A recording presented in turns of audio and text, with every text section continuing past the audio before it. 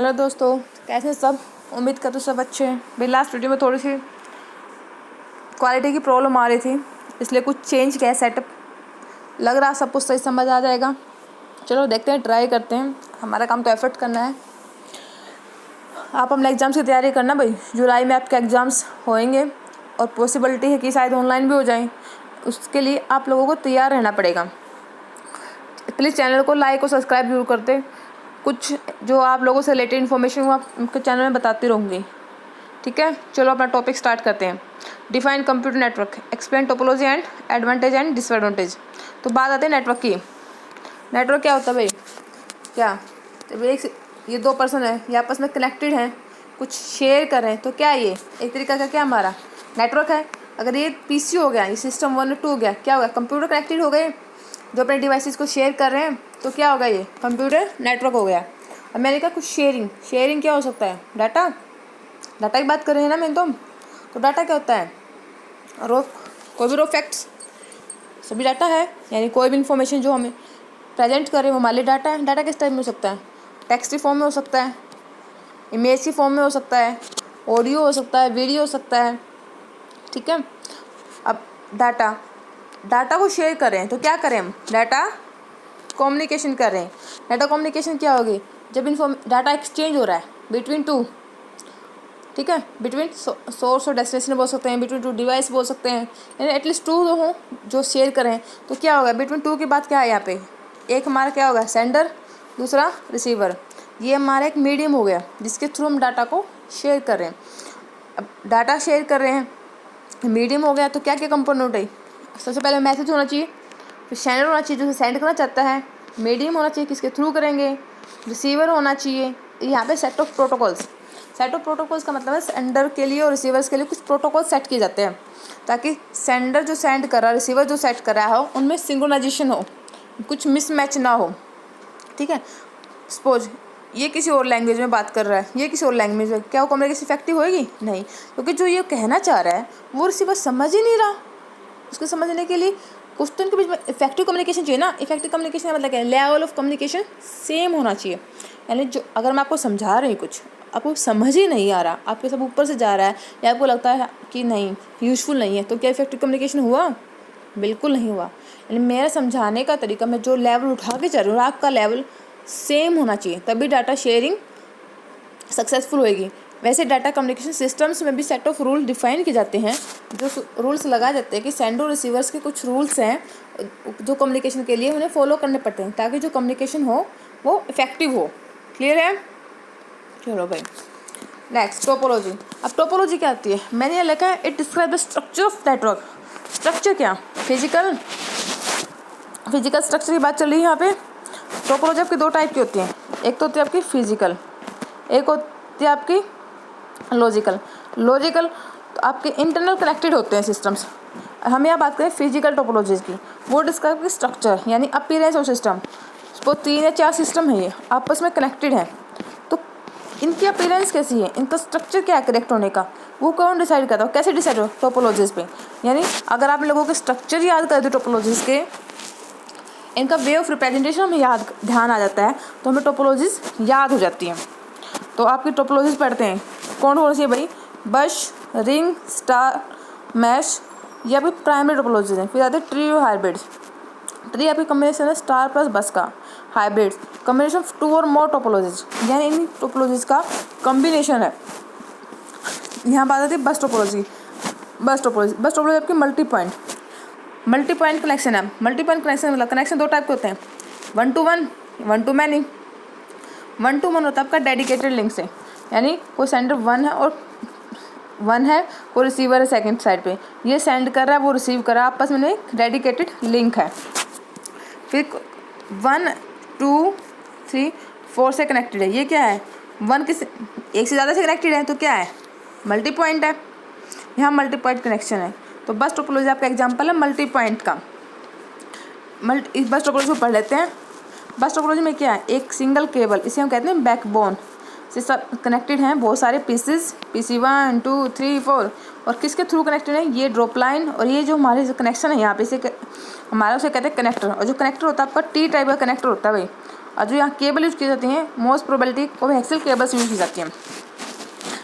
अब इसके advantage disadvantage पढ़नी है हमें, तो पहले पढ़ लेते हैं कि फंक्शनैलिटी काम कैसे करती है। सपोज P1 ने डाटा सेंड करना है, P1 चाहता है मैं कम्युनिकेट करना चाहता हूँ P4 से, तो क्या करेगा यहाँ पे P1 अपना डाटा सेंड करेगा, वो ट्रैवल करेगा और P4 पर क्या P2 और P3 एक्सेस कर सकते उसे? नहीं कर सकते, क्योंकि P2 ने डाटा के साथ क्या किया है, कुछ एड्रेस सेंड किया है या डेस्टिनेशन एड्रेस दिया है, वो यहाँ चेक हुआ मैच हुआ नहीं, यहाँ चेक हुआ मैच हुआ नहीं, यहाँ मैच हो गया तो यहाँ कनेक्शन बन गया, तो P1 P4 से कम्युनिकेशन कर सकता है। ठीक है, फिर एडवांटेज सिंपल है, ईजी टू यूज़ है, स्मॉल है, चीप और ईजी टू एक्सपेंड। एक्सपेंड का मतलब हम इसे ईजिली बढ़ा सकते हैं, यानी वन केबल है बड़ी, एक ड्रॉप लाइन लगी, कनेक्टर योर पीसी कनेक्टेड, बहुत ईजी है। वैसा ही ना जैसे हम बस में ट्रैवल करें, बहुत सारे पर्सन्स होते हैं, बस एक होती है, तो क्या कनेक्टर जब टिकट देता है मूव करता है एक साथ, तो क्या जिसके पास कनेक्ट टिकट वो दोबारा टिकट लेगा? नहीं। अगर वो कहेगा कि आपको इस डेस्टिनेशन टिकट चेक कराओ, उसके पास कुछ सीरियल नंबर होगा, टिकट्स का सीरियल नंबर होता है यानी उसका एड्रेस है, तो आप चेक करा सकते हो। चलो भाई, अब इसकी डिसएडवांटेज क्या है? अब PC1 भी डाटा सेंड कर रहा है, PC2 भी सेंड कर रहा है, मीडियम तो एक ही है, तो क्या हो गया? स्लो हो गया। अगर ये केबल ख़राब हो गई तो पूरा एंटायर सिस्टम ख़राब।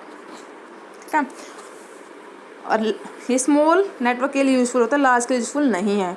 बस टोपोलॉजी को भाई इसके सेकंड नामों से हम कहते हैं हॉरिजॉन्टल टोपोलॉजीज। क्लियर है भाई? अब बस टोपोलॉजी भूलोगे तो नहीं, बेसिक पॉइंट्स याद रख लेना, बिल्कुल ईजी है। Okay, second ring topology. Ring set करो यानी सर्कल, एक सर्कल की फॉर्म में है, तो क्या होगा? PC1 PC2 से भी कनेक्टेड है, किस फॉर्म में? सर्कल फॉर्म में, यानी ये सर्कल मेरा कनेक्टेड हो गया। ठीक है, क्या कह सकते हैं हम? सिंगल केबल होती है, क्लोज लूप नेटवर्क बना देती है, लाइक ए रिंग बन गई, मल्टी पॉइंट्स है।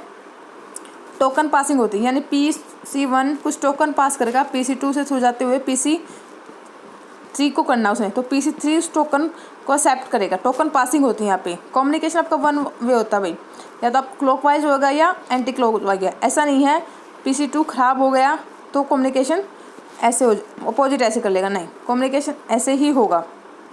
ठीक है, कम्युनिकेशन आपका डायरेक्शन सेट होगी तो क्लॉकवाइज होगा या एंटी क्लॉकवाइज, यूनि डायरेक्शन होता है, बोथ में नहीं होता। तो क्या इसमें कोलिजन नहीं आता, क्यों? टोकन पासेज होती है। फिर स्मॉल नेटवर्क के लिए यूजफुल होता है, कोई सेंट्रल डिवाइस में यहाँ नहीं चाहिए।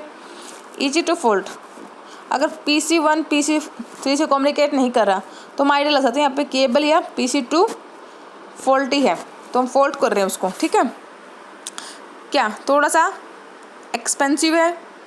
अगर सिस्टम फेल हो गया हमारा, यानी PC2 अगर मेरा ख़राब हो गया तो मेरा एंटायर सिस्टम ख़राब हो गया, क्या PC1 PC3 से बात कर सकता है? नहीं कर सकता।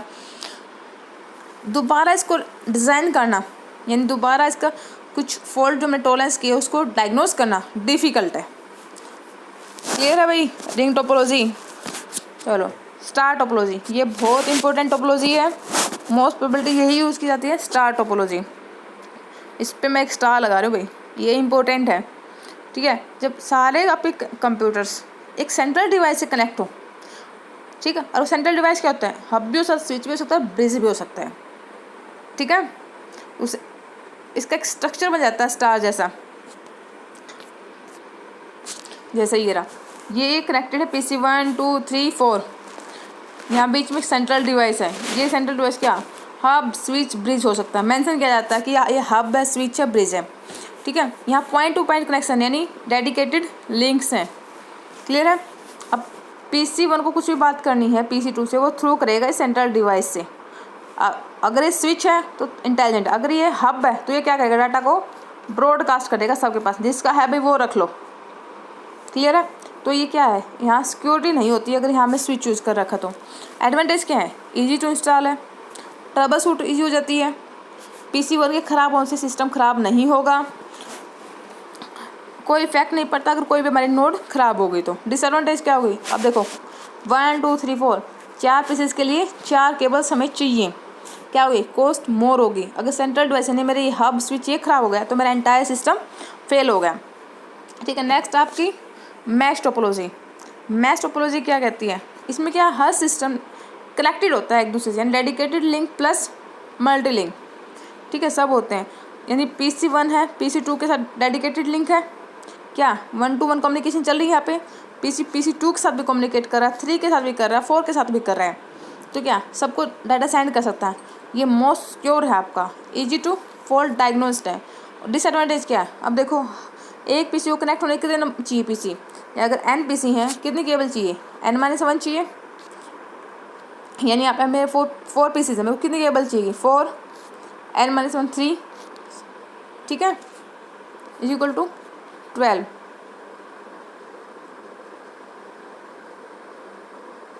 डिवाइड बाय 2 6, यानी मेरे को 4 पीसेस के लिए कितनी केबल चाहिए, 6 केबल चाहिए। तो केबल्स कितनी हो गई, ज़्यादा हो गई,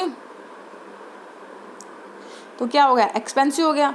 और स्ट्रक्चर इसका कॉम्प्लिकेटेड सा, ये तो 4 ही पीसीज हैं आपके पास। अगर बहुत सारे PC हों तो क्या होगा, स्ट्रक्चर कॉम्प्लिकेट होगा, यानी PC 1 2 3 4 5 6 हैं, ये आपस में भी कनेक्टेड होंगे, एक दूसरे से भी कनेक्टेड होंगे, बिल्कुल ऐसे। तो क्या होएगा भाई, कॉम्प्लिकेटेड सा स्ट्रक्चर लग रहा है ना, तो ये क्या है, कॉम्प्लिकेटेड सा है। तो ये आज था आपका भाई टेक्नोलॉजी से, टोपोलॉजी से रिलेटेड। प्लीज़ चैनल को लाइक और सब्सक्राइब कर दें। आगे आने वाली वीडियोज़ में आपको बताते हैं नेक्स्ट क्वेश्चन क्या होता है। प्लस अब यहाँ पर क्विज़ चल रहा है, उसका मैं आपको लिंक दे देती हूँ, आप प्लीज़ अवेयर रहें, क्विज़ रंगोली चीज़ें पार्टिसिपेट करते रहें। और 15 जून के बाद मेरी अभी प्रैक्टिकल्स हैं, और 1 जुलाई से आपकी एग्ज़ाम स्टार्ट होने के पूरे चांसेस हैं। हो सकता है आपके एग्ज़ाम इस बार ऑनलाइन हों, पॉसिबिलिटीज MCQs हों, कुछ कंफर्म नहीं है भाई, लेकिन प्लीज़ देखते रहें, चैनल को सब्सक्राइब कर दो, बेल आइकन को ऑन कर दें ताकि नई वीडियो डले तो आप लोगों को इन्फॉर्मेशन मिल जाए। Thank you.